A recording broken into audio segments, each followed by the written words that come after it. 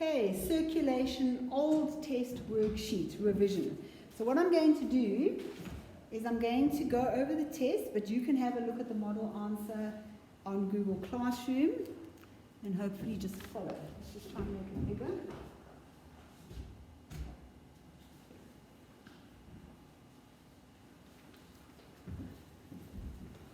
Okay, so we've got some multiple choice questions here.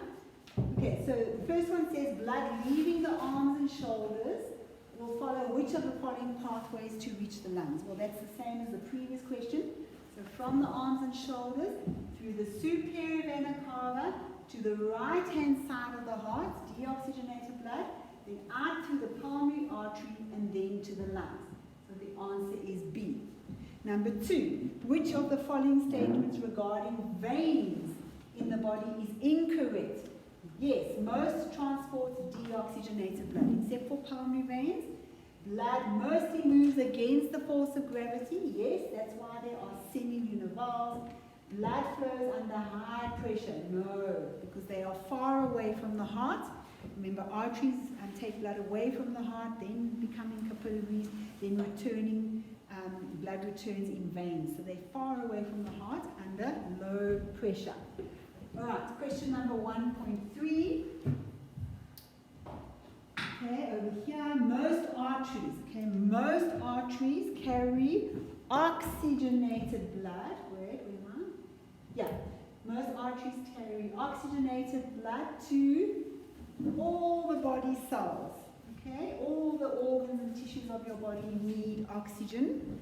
All right, the next one, in the human circulatory system, blood flows from arteries, becoming tiny little capillaries, then becoming veins. So the answer is A. Okay, question 1.5. All right. Okay, which statement below regarding the heart is incorrect? The first heart sound is produced by the closing of the cuspid. Try and buy. Yes, love. The second heart sound is the semi-lunar valves closing. So that one is correct. The walls of the atria are thicker than the ventricles. Okay, if that's the heart, this ventricle wall is much thicker than the atrium wall because the left ventricle has to push blood out through the aorta to the rest of the body, and on the right-hand side of the heart, the atrium wall is very thin, and the right ventricle wall is a little bit thicker because it's only pumping blood out to the lungs. Right? The left ventricle wall is very thick, pushing blood out to the rest of the body. Okay, so we're looking for the incorrect one. The walls of the atria are thicker. No, they are thinner. Check the others. The heart lies in the center. Yes, it just points slightly to the left. The human heart has 4 distinct chambers. Yes, because we've got a double circulatory system. Right side transporting deoxygenated blood, left side transporting oxygenated blood. Okay, next question. Okay, so now you've got this diagram of the heart, another internal structure. It looks different, don't let that confuse you. Alright, so the question says, state the function of parts A, B, and C. Hang on, let's just check here. Yeah, 1.2.1, the function of A. Okay, the function of A, that's a semi-lunar valve. It prevents blood has to go forwards in the, wrong color, has to move forwards in the pulmonary artery. It prevents the blood from passing back into this is the ventricle over here. Right, we'll just outline it there. There's the ventricle. A little bit different to normal. So that's right ventricle. Alright, then the function of part B, the little tendinous cords. If you remember, they they hold onto the valves, the flaps of the valves, and the valves can open, but when they close, those little tendinous cords prevent the valve flaps from opening upwards. So it's like little hinges, the valves can open, but then they snap shut, producing lub sound. They cannot open up because they're held in place by tendinous cords. Function of part C, septum, it divides the heart into separate left and right sides.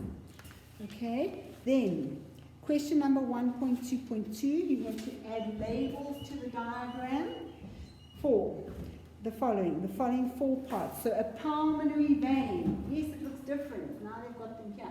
So in fact, all of these are pulmonary veins bringing oxygenated blood from the lungs to the left atrium.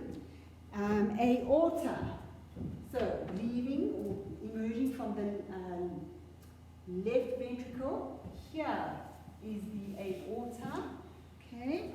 Then the bicuspid valve, alright, the bicuspid valve is over there, between the left atrium and ventricle, so that's the bicuspid valve.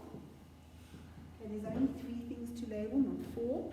Okay, then question 1.2.3. Write an X in the ventricle that transports deoxygenated blood.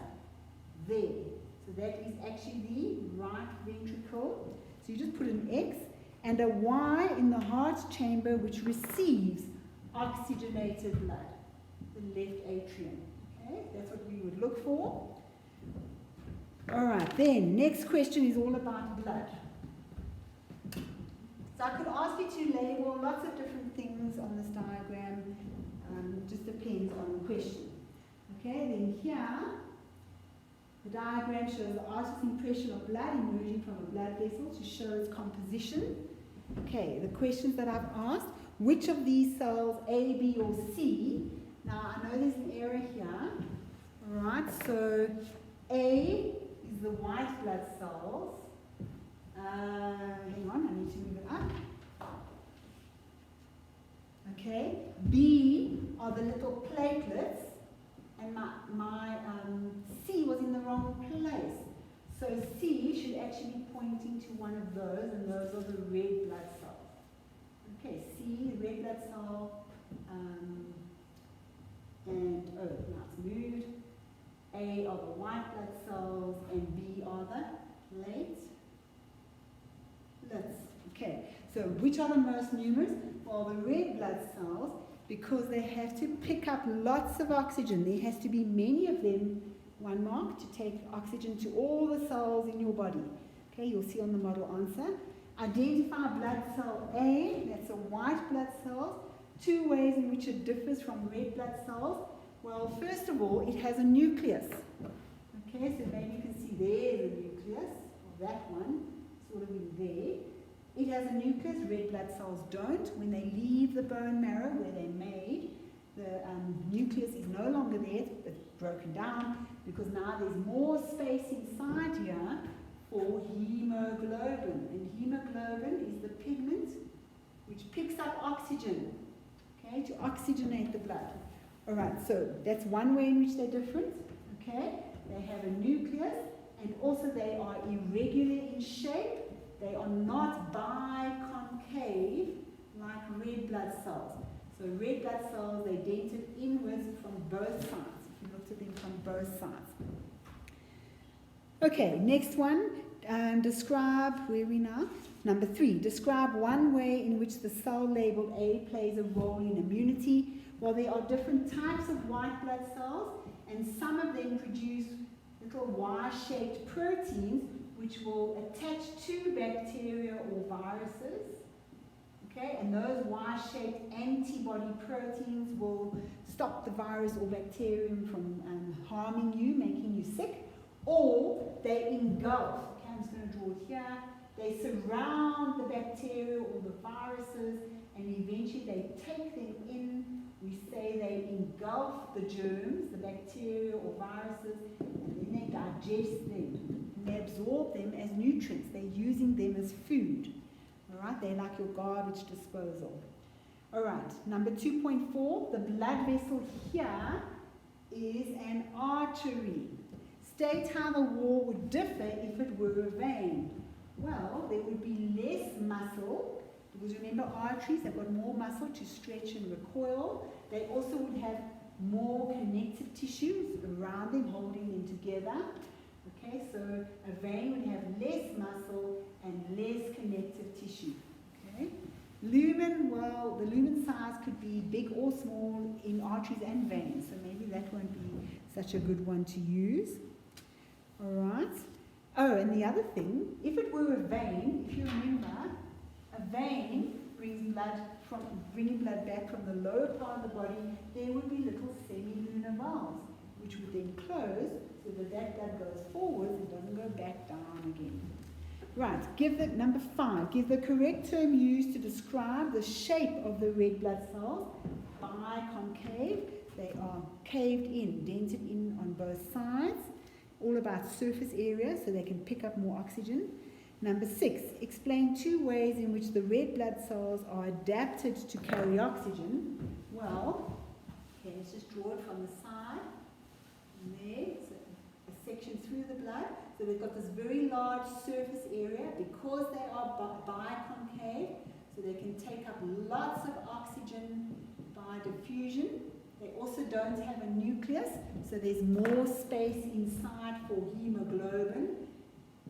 250,000 hemoglobin molecules per red blood cell, and when oxygen moves in, 4 oxygen atoms can actually attach to hemoglobin, so we now call it oxyhemoglobin, and that's when the blood is oxygenated. Okay, next one. Let's just check them now, the model answer. So they have lots of hemoglobin to carry a lot of oxygen. They've got an increased surface area, so more oxygen diffuses into them. There's no nucleus, so there's more space for hemoglobin. Number 7, name 2 substances that will be dissolved in the plasma. So this pale yellowy colored liquid, that is the plasma, and it's mostly made up of water, but small dissolved molecules like salts or minerals will be dissolved. It can even, let's just see how I worded the question, dissolved. Okay, CO2 can be dissolved in the plasma, but the plasma does carry other things, just not dissolved. Things like vitamins and other proteins like albumin and hormones. Okay? Alright, then number 8, state the function of the structures labeled 8. So remember, these are called the platelets, and when you cut yourself, when they are exposed to the air, then they help in clotting. And then by a whole series of chemical reactions, they produce those strands that prevent or trap the blood cells and prevent them from more of them leaving your body, and then eventually that whole structure dries to form a scab. So they play a role in clotting by producing a network of fine threads to prevent you from bleeding more. Okay. Then the last part of the test was a comprehension exercise. I think I'm just going to go through the answers quickly. All right, so explain the role of the coronary arteries. We did that just now. The coronary arteries, they supply the heart muscle with oxygen. Let me get a heart here. Okay, so there's a little heart, and these are the coronary, the red ones are the coronary arteries, and they are taking oxygenated blood to the walls of the heart itself.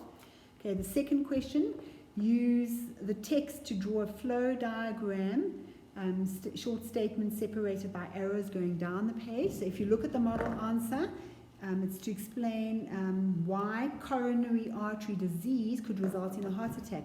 Well, if these little blood vessels get blocked, then this part of the heart muscle will die if there's a blockage up there. So that's going to die, and the heart won't work properly, and that's called a heart attack. So if you read the text, you will see, okay, I haven't got it on my screen, okay, but I've written the answer as a flow diagram. In life sciences, a flow diagram consists of short statements going down the page, separated by arrows from now until matric. So you can look at the model answer. If you eat food high in cholesterol, arrow. It builds up in the walls, inside the lumen of these little coronary arteries, and it forms a plaque. It forms a layer covering the inside. Then that plaque can rupture, can pull away. All right, so if we draw something, here's my cloth. Okay, so if we look inside a little coronary artery or a vein, let's just get rid of that. Okay, so if this is the heart, and these are one of those little coronary blood vessels, so there's blood passing through, cholesterol can build up because of a bad diet, high in fat. It could eventually block that artery, so therefore any part of the heart that's being supplied by that artery doesn't get oxygen or nutrients, and then that could die. Alright? So, if you eat food high in cholesterol, that plaque builds up inside the coronary arteries, it sticks against the artery walls, and then that plaque could rupture. That's what they talk about in the text. So a little piece breaks off, and then it could move further down, and now a blood clot could result.